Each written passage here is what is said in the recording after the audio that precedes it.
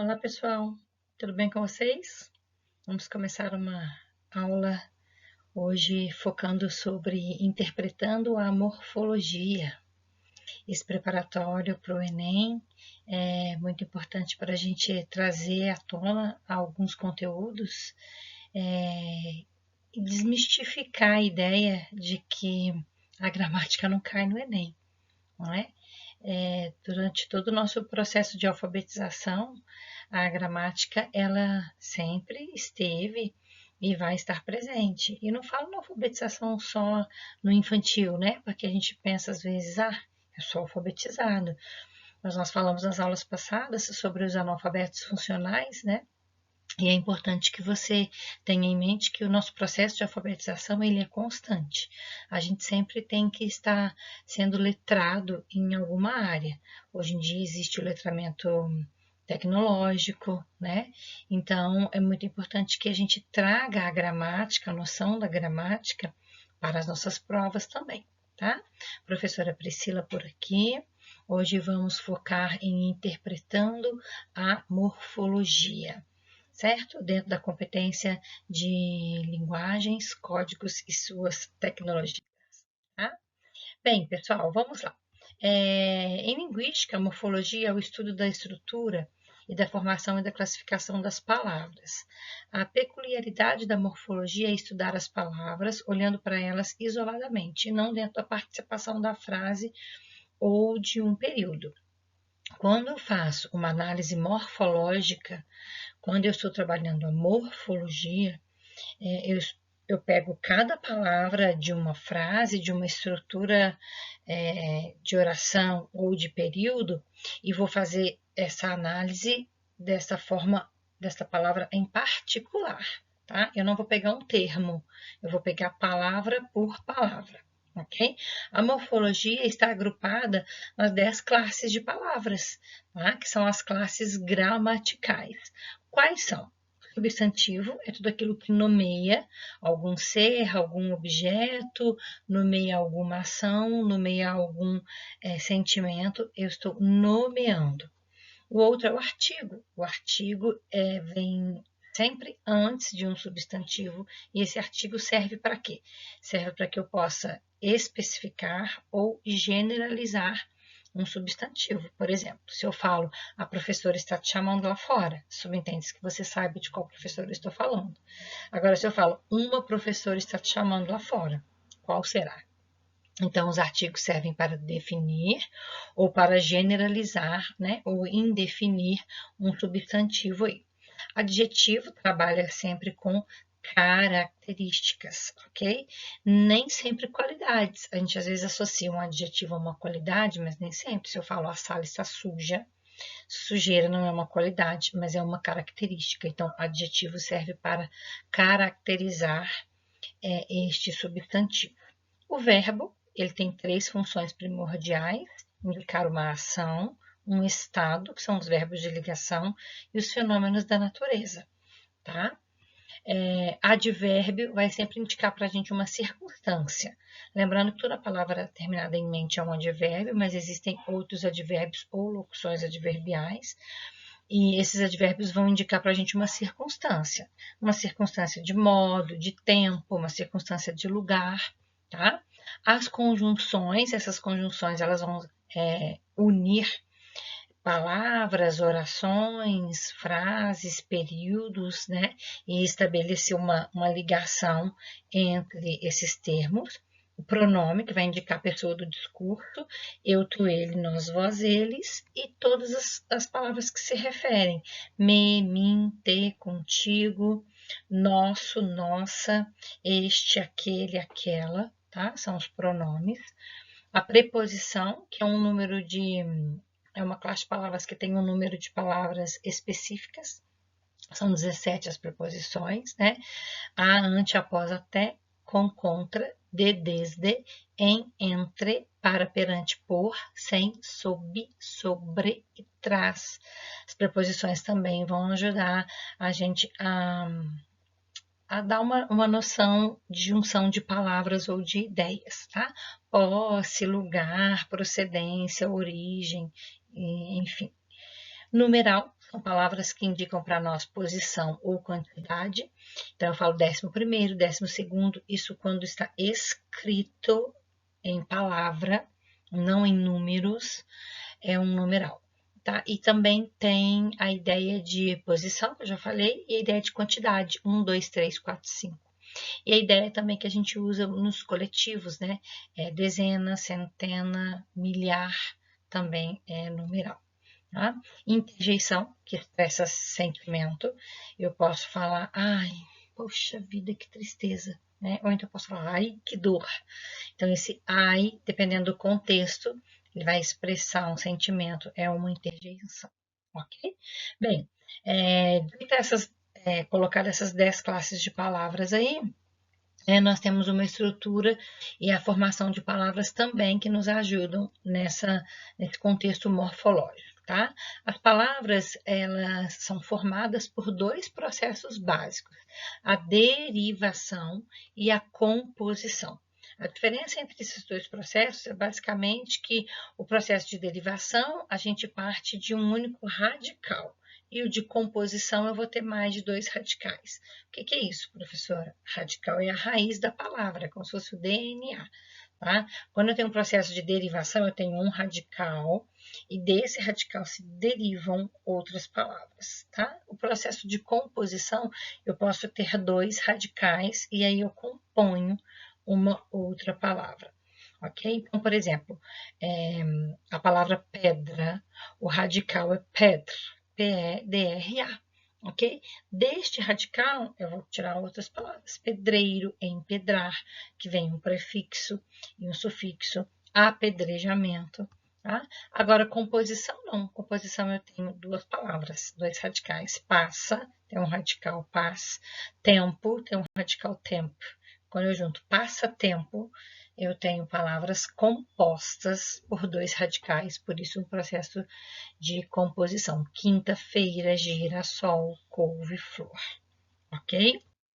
Bem, tipos de derivação. Nós temos uma derivação prefixal ou prefixação e temos a derivação sufixal ou sufixação.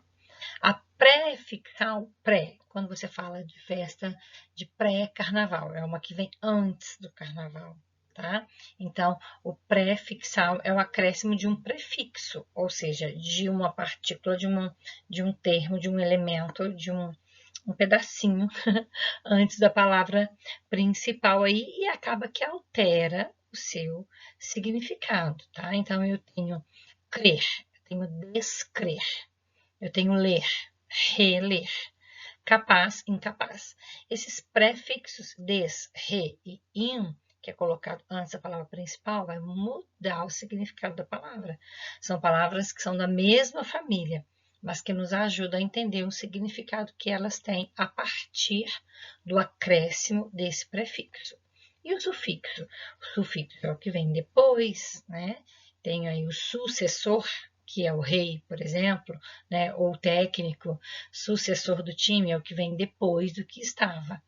Também vai mudar o significado da palavra. Eu tenho alfabetizar, eu tenho alfabetização, tá?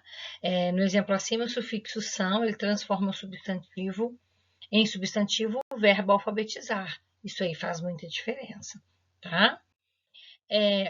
O que nós temos agora? Nós temos aí os tipos de derivação, né? O tipo de derivação, eu tenho a derivação prefixal e sufixal, ocorre quando a palavra derivada resulta do acréscimo não simultâneo de um prefixo e de um sufixo à palavra primitiva.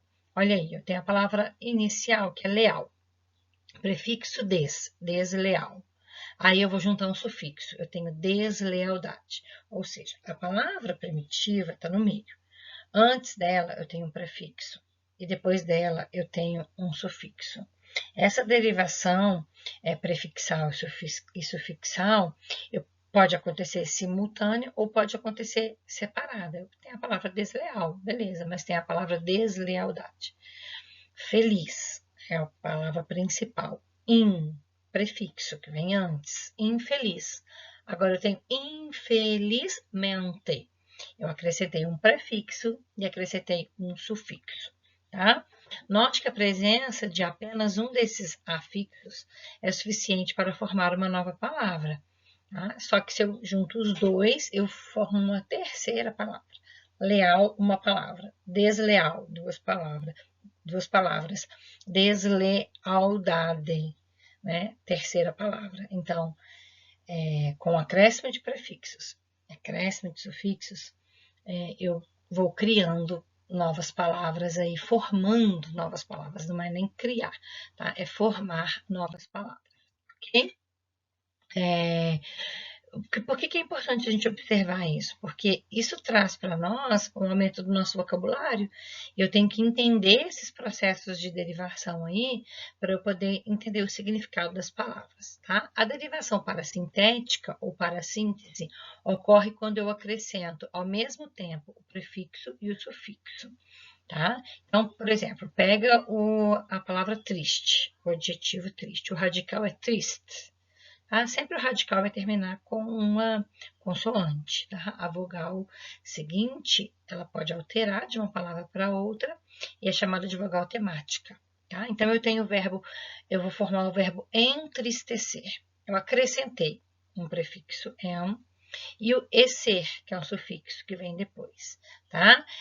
Esses dois eu vou criar uma nova palavra, né? Vou formar uma nova palavra, que é um processo de derivação chamado de parasintética. Observa que se eu colocar só o entriste, não tem sentido. E só o tristecer também não tem sentido.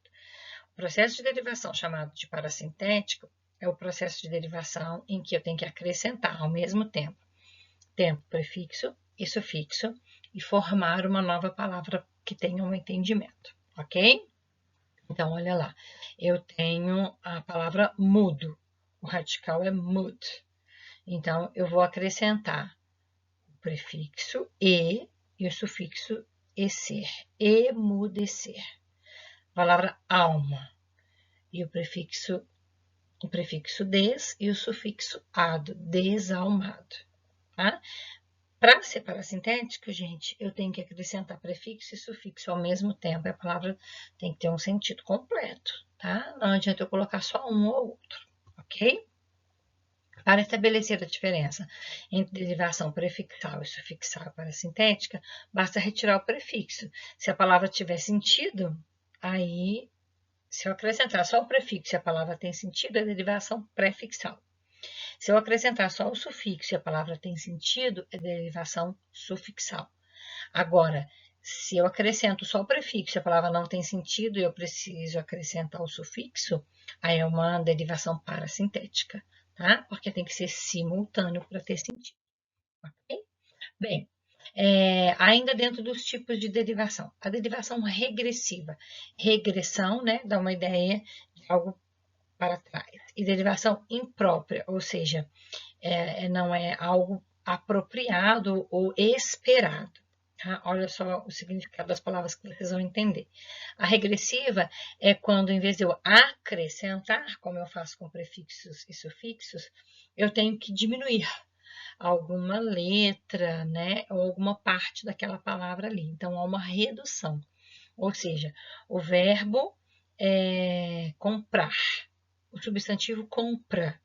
Então, eu reduzi, tirei o R. Tá? Então, há uma derivação regressiva, não acrescentei. Eu formei uma nova palavra com uma redução de uma partícula desta palavra, e aí eu tenho uma derivação regressiva. O verbo é beijar, eu vou formar o substantivo beijo. Observa que eu tive que eliminar o R aí. E a derivação imprópria? Ela ocorre quando determinada palavra não sofre acréscimo, né? Não muda nada, mas ela muda a classe gramatical. Tá? Então, de artigo vai virar substantivo, de substantivo vai virar verbo, de verbo vai virar substantivo, enfim. Tá? A derivação imprópria é quando há uma mudança de classe de palavras. Como que isso vai acontecer? Por exemplo, quando os adjetivos passam a ser substantivos. Então, os bons serão contemplados. Bom, originalmente, é um adjetivo. tá? Então, se eu colocar um artigo antes, toda palavra que é antecedida por um artigo, ela se torna um substantivo. Então, o que que houve aqui? Uma derivação imprópria, tá? É um adjetivo, e só que eu acrescentei um artigo e virou um substantivo, tá? Por exemplo, quando os verbos do infinitivo passam a ser substantivos. Olha lá, ó, andar. Andar é um verbo no infinitivo, termina com ar. Nós já vimos isso nas aulas passadas, conjugação verbal. Só que eu falo, o andar de Roberta era fascinante. Então, o verbo andar passou a ser um substantivo com o acréscimo de um artigo. Então, eu tenho uma derivação imprópria. Migrou de uma classe gramatical para outra, ok? Bem, ainda, né, falando aí sobre os tipos de composição, né? Agora a gente saiu de uma derivação, que é uma palavra com um radical só, e vamos para a composição, que são palavras com radicais diferentes, tá? Eu tenho dois tipos, justaposição e aglutinação. Ai, professora, é muito nome. Não se preocupe em decorar, se preocupe em entender. Justaposição e aglutinação. O que que isso tem a ver? Quando eu tenho palavras compostas por justaposição, eu vou juntar duas ou mais radicais e não vai ocorrer nenhuma alteração fonética. Eu só vou acrescentar e colocar uma palavra como se fosse ao lado da outra, tá? Eu tenho passa-tempo. Observe que passa, tempo. Eu só juntei as duas palavras e formei uma outra palavra com outro significado. Quinta-feira. Observa que nenhuma se colocou sobre a outra. Eu só juntei. Então, justaposição. Eu coloquei uma do lado da outra, a posição foi ajustada, tá? Girassol. Gira e sol. Eu só coloquei o outro S, porque o S entre vogais tem som de Z, senão ficaria girasol, tá? Só isso. Couve, flor. Ou seja, eu só coloquei uma palavra, só ajustei uma do lado da outra e formei uma outra palavra. Agora, a aglutinação não. A aglutinação é como se eles estivessem encavalados, tá? Aí eu vou ter que tirar alguma parte de uma das palavras para formar uma terceira, porque senão o som fica feio, tá? Por exemplo, embora. Eu tenho em boa hora. Observa que eu tive que juntar, né? Em boa hora. Ou seja, encavalou, tive que tirar um pouco, tá? Fidalgo, filho de algo. Ou seja, família nobre, ele é fidalgo. Hidrelétrico, hidro e elétrico. Se eu ficasse hidroelétrico, ia ficar feio. Então, eu tirei o O do hidro, juntei a vogal E do elétrico e ficou hidrelétrico. Planalto, plano alto. Observe que eu tirei o O do plano e juntei. Tá? Então, houve uma aglutinação, tipo um encavalamento, e eu tive que eliminar alguma letra de uma das palavras para formar uma terceira e não ficar com um som ruim, ok? Bem, como exemplo de redução, a gente tem a ideia de que a redução simplifica as palavras, né? E a gente pode chamar algumas delas por sigla. Então, algumas palavras apresentam, ao lado de uma forma plena, uma forma reduzida. Auto, automóvel. Hoje em dia quase ninguém fala automóvel, né? Cinema, cine, cinearte, ok? Microcomputador, tá? Zé, José, tá? Beleza? Então, a gente tem essa ideia de redução, tá? Algumas palavras podem ser reduzidas de extensas, né? Bicicleta, bike, tá? Motocicleta, moto, ok? Então, eu reduzi, tá?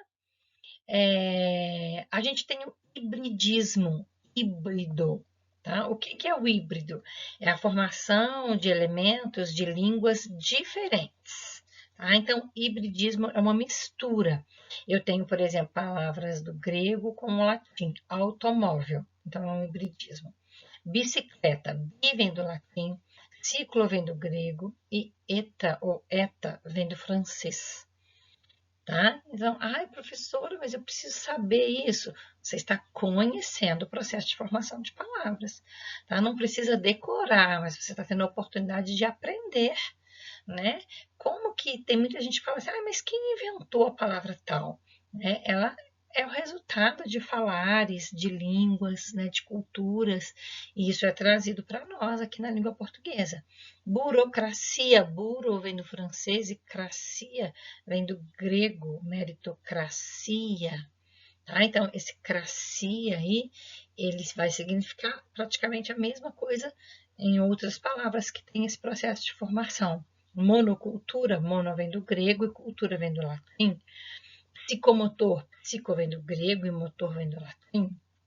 Romancista, romano vem do latim e ista vem do grego.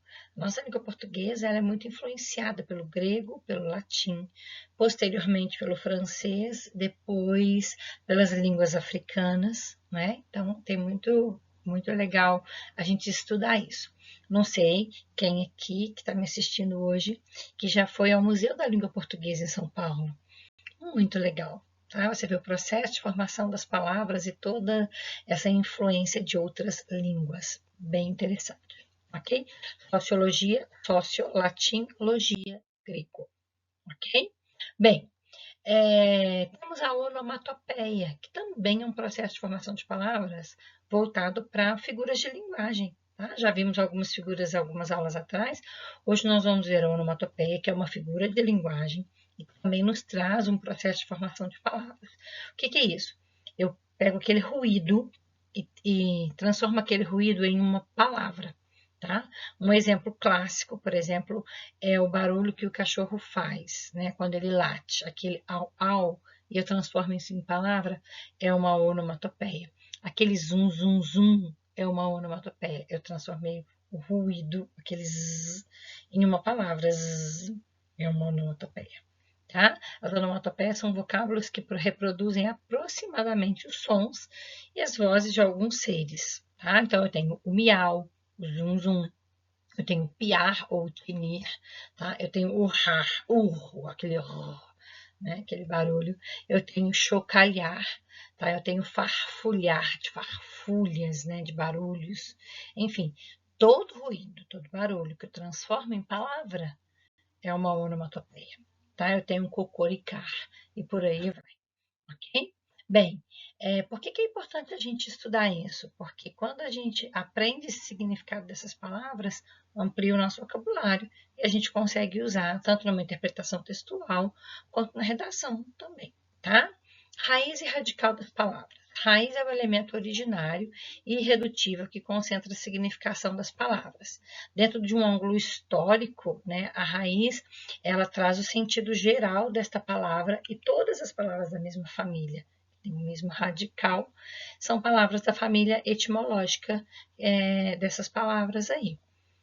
É como se fosse o DNA, né? Eu gosto muito de falar isso, tá? Observe o exemplo. Raiz noc vem de nocere, de prejudicar. Nossa, mas professora, que palavra difícil, presta atenção. Ela tem a significação geral de causar dano, e a ela se prendem pela origem palavras como nocivo, nocividade, inocente, inocentar, inócuo. Não são palavras da mesma família, são, né? Inocente, que não prejudicou ninguém, tá? Nocivo é algo que é prejudicial. Tá? Então, quando você entende o significado de uma radical, isso ajuda você a entender o significado de outras palavras da mesma família. Tá? Olha aí o grupo de palavras, ó. Livro, livrinho, livreiro, livreco. Tá? Você já reparou que há um elemento comum neste grupo, esse livre, que é esse radical aí, né? Ele serve para dar base para outras palavras, tá? Então, o radical é a raiz, tá? Através deste radical e desta raiz, outras palavras podem surgir aí. Olha aí, ó, certo, incerteza, incerto, certeza, tá? Então, eu tenho esses certos, que é o radical. Eu acrescento prefixos, acrescento sufixos, reduzo, mudo até de classes de palavras, mas a base a raiz, o que sustenta, o radical dessa palavra, ele vai me ajudar a entender o significado das outras palavras aí neste processo de formação, ok? Bem, falando um pouquinho de prefixos e sufixos, né? Eles são chamados de morfemas, que se colocam antes ou depois dos radicais e podem mudar o significado dessas palavras, tá? Geralmente, eles se originam do latim e do grego na língua portuguesa, mas a gente tem alguns prefixos aí também de outras origens, tá? Eles são importantíssimos para a gente formar outra palavra. Bem básico, gente. Leal, desleal. Feliz e infeliz, tá? Leal, lealdade, ok? Tá? O a, contra, des, em, es, entre, re, sub, super, ante, tá? Os sufixos, eles vêm antes, os sufixos vêm depois, tá? Eles são acrescentados depois. O sufixo é colocado depois do radical, ele é incorporado às desinências, e alguns deles podem mudar o significado das palavras aí, ok? Então, eu tenho ada, de caminhada, né? Enfim, toda palavra que sofre por um processo de formação e é acrescentado a ela prefixo ou sufixo, eu tenho uma nova palavra com um novo significado, tá? Alguns prefixos latinos aí para vocês conhecerem, né? Eu tenho a, ab, abs, que indica separação ou ausência, abdicar, abster, tá? O a ou ad, aproximação, que dá a ideia de aproximação, a chegar, né? Ou transformação, amadurecer, de verde para maduro, tá? Enfim, é uma listinha aí só para você conhecer. A gente já usa no nosso dia a dia, né? Mas só para você conhecer. Olha lá o contra, que indica oposição. Contra dizer, ou seja, ele disse algo contrário, tá? Então é só para você, a título de conhecimento aí do significado das palavras. Bem, na prática, olha lá, o sem, né? Desesperar, ou seja, não posso, não. Olha no texto, tá? O texto chama Desesperar. Esse texto é um poema, tá? Vamos subir tudo aqui para a gente poder trabalhar este aí, Léo Cavalcante. Olha lá o que diz. Não, não posso esperar que você volte mais. Mas também desesperar não é o que vai pegar comigo. Não, não vou sufocar por não poder te ter. Mas se você não quer, meu ar, não queira que eu morra do seu umbigo. Sim, queria festejar o seu calor com o meu. E sim, poder concretizar um elo do apogeu. Mas não, não. Você não quer ser meu par. Para você já valeu.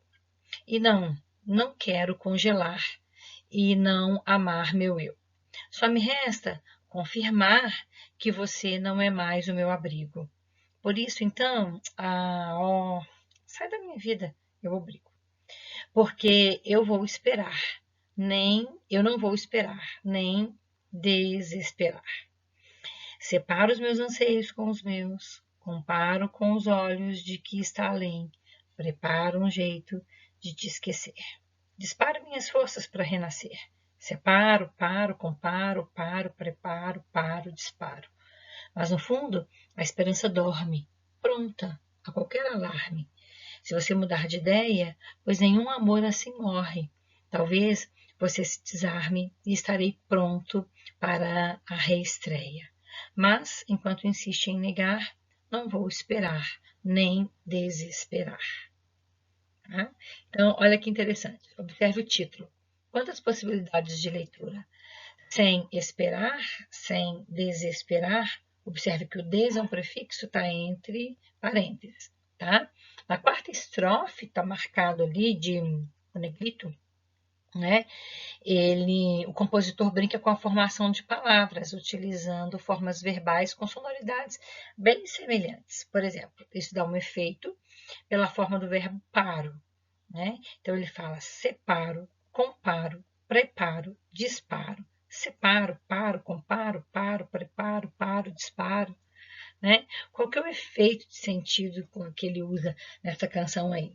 Né? Existem outras formas que são formadas por prefixação e sufixação. Então, a gente pode observar dentro do texto que ele usa isso daí, né, para poder fazer esse jogo de palavras. É um poema, né? Na aula passada nós aprendemos a analisar poema e qual que é o efeito disso, né? De usar esses prefixos aí, tá, pessoal? Vamos lá. Uma ideia interessante. Não sei quantos aqui já participaram dessa discussão, né? Homossexualismo ou homossexualidade? Qual que é o termo correto? Existe um termo correto? Existe um termo correto, né? Esse sufixo, esse ismo ou esse dade, faz a diferença no uso e no significado da palavra, né? Então, presta bem atenção. Homossexualismo, substantivo. O que é homossexualismo? Termo em desuso que costumava definir a relação afetiva e amorosa entre pessoas do mesmo sexo, como uma doença, através do sufixo ismo. Por quê? Porque o sufixo ismo é usado para doença, tá? Hoje em dia, o termo correto é homossexualidade. Por quê? Tá? O ismo é considerado como se fosse, pode ser considerado uma crença, catolicismo, cristianismo, né? Um sistema filosófico político, comunismo, capitalismo, socialismo, ou então uma condição patológica, alcoolismo, uma doença, a pessoa que tem dependência ao álcool. Então, esse ismo, ele pode significar três coisas: crença, sistema filosófico ou condição patológica. Quando eu uso homossexualismo, não vai ser uma crença, não vai ser um sistema político, né? Entraria como uma condição patológica, ou seja, uma doença. Então, não se usa mais o homossexualismo. Tá? A palavra homossexualismo guarda um ranço pejorativo por estar associada à ideia de doença ou de desvio de comportamento. Tá? Então, qual que é o correto? Homossexualidade. Por quê? Porque o que é homossexualidade? Ser homossexual, amar e ou sentir atração sexual por pessoas do mesmo sexo. Não dá ideia do pejorativo, não dá ideia de ser uma doença, porque não é uma doença. O sufixo dade possui um sentido de comportamento. É o comportamento de uma pessoa, né, que sente atração, amor, desejo, vontade de ficar, de constituir família por pessoas do mesmo sexo. Então, olha como que o sufixo faz diferença de uma palavra para outra. É o mesmo sufixo usado para a palavra heterossexualidade. Você não fala heterossexualismo. Entenderam a diferença? Tá? Então, o correto é homossexualidade. Beleza, pessoal? Bem, na questão do Enem, desses últimos atuais nossos aí, observa como que a gramática está aqui, a morfologia, né? A ideia, ele vai trabalhar, por exemplo, pronomes, né? Ele vai trabalhar conjunção, ele vai trabalhar substantivo. Olha que interessante. A questão número 27, o texto diz assim, ó. E assim as coisas continuaram acontecendo entre os dois. Em quase sustos, um grande por acaso, com cacuetes de gestos definitivos. Com o nunca mais se oferecendo o tempo todo, bastaria dizer: foi um prazer ter te conhecido. Bastaria não trocar telefones e nem e-mails e enterrar a casualidade com a cal da sabedoria. Nada poderia ser definitivo. Os encontros duravam 2 horas ou 2 décadas, ou 2 vezes isso. Mas em algum momento, necessariamente, seria o fim.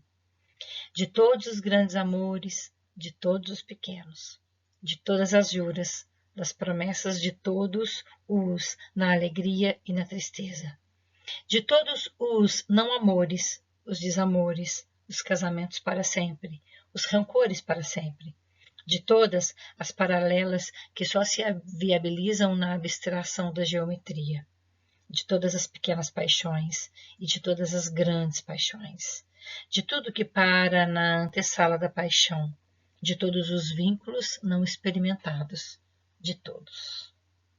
Bem, o recurso que promove a progressão textual, contribuindo para a construção da ideia de que as relações amorosas têm um enredo comum, olha só, é um texto de difícil leitura, né? E ele dá uma ideia, o que o enunciado quer é o seguinte: o recurso que promove a progressão textual. Qual é o recurso que o autor usou para dar uma ideia de progressão textual? Ou seja, é um texto que progride, é um texto que dá uma ideia de que algo está acontecendo, tá? Contribuindo para a construção da ideia de que as relações amorosas têm um enredo comum. Ele dá a ideia de que toda relação amorosa tem um enredo comum. Que enredo comum é esse? Tá? A primeira alternativa que ele dá é a repetição do pronome indefinido todos. Então, quando ele fala de todos os grandes amores, de todos os pequenos, de todas as juras, né? Depois tem o feminino aí, mas vamos focar só no todos. Ele fala de todos os na alegria e na tristeza, de todos os não amores, de todos os vínculos, ele termina de todos. Será que essa ideia de todos, de todos, de todos, dá uma ideia de que todo relacionamento tem esses todos? Né? É tipo uma rotina, sabe? Uma progressão da vida? Será que é? Bem, olha lá. Trabalhou classe de palavras, gente. Pronome indefinido, tá? A questão alternativa B fala utilização do travessão na marcação do aposto. Esse travessão aí está indicando um aposto? Não. Isso daí é análise sintática. Nós vamos trabalhar mais para frente. Mas o aposto, ele dá uma ideia de que eu estou explicando um termo antecedente. Quando ele fala assim, ó, com a cal da sabedoria, nada poderia ser definitivo. Esse travessão está indicando um aposto? Primeira dica, geralmente o aposto entre travessão, ele vem dois, né? É tipo uma vírgula. Então, eu tenho um travessão aqui, o aposto no meio e o travessão aqui. Aqui eu só tenho um travessão. Então, essa daí a gente eliminaria, tá? Bem, letra C. Retomada do antecedente pelo pronome isso. Quando ele fala assim, ó, 2 horas ou 2 décadas ou 2 vezes isso. 2 vezes isso. Mas em algum momento necessariamente seria o fim. Ele está retomando um termo antecedente, né? Será que o isso é um pronome que retoma o termo antecedente? Pessoal, pronome para retomar o termo antecedente tem que ser o cujo, tem que ser cuja, né? Tem que ser... O isso é um pronome demonstrativo. Isso, aquilo, esse. Então, olha só, né? Gramática, pronome, morfologia. Eu tenho que saber quais são os pronomes que são chamados de pronomes relativos, porque o pronome relativo é que vai retomar um termo antecedente, vai fazer relação ao termo antecedente. Eu tenho que saber que isso é um pronome demonstrativo, tá? Então, eu já tiraria essa também. Letra D, contraposição de ideias marcada pela conjunção mas. A conjunção mas, ela não dá uma contraposição de ideias, ela dá uma adversidade. Saiu cedo, mas chegou tarde, né? Então, se eu vou lá, ó, ou 2 vezes isso, mas em algum momento necessariamente seria o fim. Então, o mas ali, ele dá uma adversidade, ou seja, acontece durante décadas, né? Ou 2 vezes, mas em algum momento necessariamente seria o fim. Ou seja, mas aconteceu durante muito tempo, a gente espera que nunca termine. Aí entra um mas, que é uma adversidade, tá? Então, o mas não dá uma contraposição de ideias, ele dá uma ideia de adversidade. É diferente, tá? Bem, substantivação de expressões pela anteposição do artigo. O artigo, ele geralmente, ele vai substantivar assim, tá? Quando ele fala ali, ó, com o nunca mais. A intenção desse artigo foi substantivar esse nunca mais, tanto tá com letra maiúscula aí? Sim, pode ser. O artigo sempre substantiva a palavra que é seguida por ele. Mas isso dá uma ideia de um enredo comum a todas as relações amorosas? Isso dá uma ideia de que isso vai acontecer com todo casal, com toda relação, com todas as pessoas que se envolvem emocionalmente. O que o enunciado diz é importante, que é importantíssimo você entender, porque se você pegar a letra E, a análise morfológica, toda palavra antecedida por um artigo se torna um substantivo. Lembra que eu falei para vocês da classe de palavras que sofre um processo de alternação de classe? Saio de uma classe ou para outra, né? Nunca, por exemplo, é um advérbio de negação. Só que com um artigo ali, se torna um substantivo. Beleza, isso está certo. Mas é isso que o enunciado quer? O enunciado quer qual foi a técnica que ele usou para mostrar que todas as relações amorosas têm um enredo comum, né? É a repetição do pronome, certo? Todos, todos, todos, todos, todos, todos. Ok? Pessoal, a gente precisa conhecer muito sobre gramática para você fazer uma questão dessa, principalmente nas eliminatórias, né? Você viu que nós fomos eliminando, tá? Precisa conhecer muito sobre análise morfológica, muito, ok? Olha que legal esse texto. Me disseram-me, hein? O correto é disseram-me, não me disseram.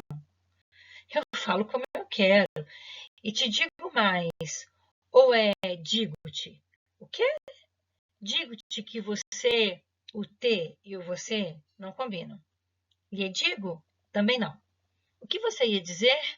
Que você está sendo grosseiro, pedante e chato. Dispenso suas correções. Vê se esquece-me. Falo como bem entender. Mas uma correção. E eu... O quê? O mato. Que mato? Mato-o. Mato-lhe. Mato você. Matar-lhe-eite. Ouviu bem? Pois esqueça-o e parte. Pronome no lugar certo é elitismo. Se você prefere falar errado, falo como todo mundo fala. O importante é me entenderem ou entenderem-me. Gente, é colocação pronominal. Quem aí nunca arrepiou os cabelos quando estuda ênclise, próclise e mesóclise? Né? Colocação pronominal, análise morfológica, estudo de pronomes. Ok? Olha lá. Nesse texto, o uso da norma padrão, ou seja, colocação pronominal no lugar correto, né? Defendido por um dos personagens, torna-se inadequado em razão do quê? Ou seja, quando ele começa, me disseram, a colocação pronominal está errada. De acordo com o estudo da gramática, da análise morfológica, nunca se começa uma oração com um pronome, né? O correto é disseram-me. Aí ele faz a correção, né? Agora, essa correção que um dos interlocutores faz a outro, né? O que o enunciado quer dizer é isso, né? Essa correção se torna inadequada por quê? Por que ele não devia ter corrigido o amigo ali ou o colega na hora que está conversando? Porque falta de compreensão causada pelo choque entre gerações? O texto diz que eles têm idade diferentes. Luiz Fernando Veríssimo, tá, gente, que escreveu esse texto. As crônicas do Luiz Fernando Veríssimo são excelentes, tá? Então, isso foi inadequado por causa disso? Não há uma compreensão entre gerações? Gente, o texto não fala nada de idade das personagens, né? Então, a gente já eliminaria aí, tá? Contexto de comunicação em que a conversa se dá? Pode ser, né? Tem muito a ver a forma como você vai falar, as palavras que você vai usar, de acordo com o contexto, tá? Deixei de molho. Grau de polidez distinto entre os interlocutores. Ali há uma característica, por exemplo, de classe social, né? Ou, por exemplo, eu estou conversando numa conferência de médicos ou de advogados, né? Não diz isso, claro, parece que é uma conversa assim entre amigos e na verdade a gente nem sabe o que ele ia falar, né? O que me disseram o quê? A gente nem sabe. Por quê? Porque a correção ficou tão grande que a gente não sabe em que ponto que isso ia parar. Então essa daí também eu tiraria, tá? A B tá de molho. Diferença de escolaridade entre os falantes mostra que um é mais intelectual que o outro, né? Também não. Nível social dos participantes da situação mostra que um é de um nível social mais elevado e o outro não tem estudo, né? De um nível social mais baixo. Isso também não fica claro, né? Então, essa correção, um corrigindo o outro, ficou inadequado, por quê? Porque o contexto de comunicação que a conversa está não precisava de se fazer esse tipo de correção, né? Então, seria a letra B, tá? Pessoal, observa que a gente precisou de puxar, né, para nossa memória os estudos de análise morfológica, tá, pessoal? Então, isso aí desmistifica a ideia de que gramática não cai no Enem. Tá? Nós temos um texto aqui que fala de pronomes. Temos um texto passado que as alternativas usaram das classes gramaticais que nós estudamos e fizemos uma revisãozinha no início da nossa aula. Tá? Tem que estudar gramática sim, tá, moçada? Faça da gramática a sua aliada aí nos seus estudos, certo, pessoal? Então, foque no estudo da gramática, tá? E aí eu trouxe uma frasezinha para a gente encerrar nossa aula, né? A gramática, que me desculpe, mas felicidade para mim se tornou um verbo de ação. Então, se a gente for puxar para análise morfológica, felicidade é um substantivo, certo? Mas só que a partir do momento que eu luto pela minha felicidade, que eu busco pela minha felicidade, que eu corro atrás da minha felicidade, felicidade não é um substantivo. Felicidade é um verbo de agir. Olha aí, né? Que legal que a gente tem a gramática no nosso dia a dia, né? Então eu tenho aí uma palavra que migrou de uma classe gramatical para outra, de substantivo virou verbo. E aí eu me despeço de vocês nessa aula hoje com essa ideia de que a morfologia, de que o estudo da gramática é muito válido e muito importante. Pessoal, Deus ajuda quem senta e estuda. Bons estudos para vocês. Vão lá no Instagram, tem um monte de coisa legal lá, um monte de diquinhas, né? Dentro de falares do nosso cotidiano que a gente pode usar para a gente aprender um pouquinho de gramática também, tá bom? Tchau, tchau. Um beijo grande para vocês e até a nossa próxima aula. Tchau.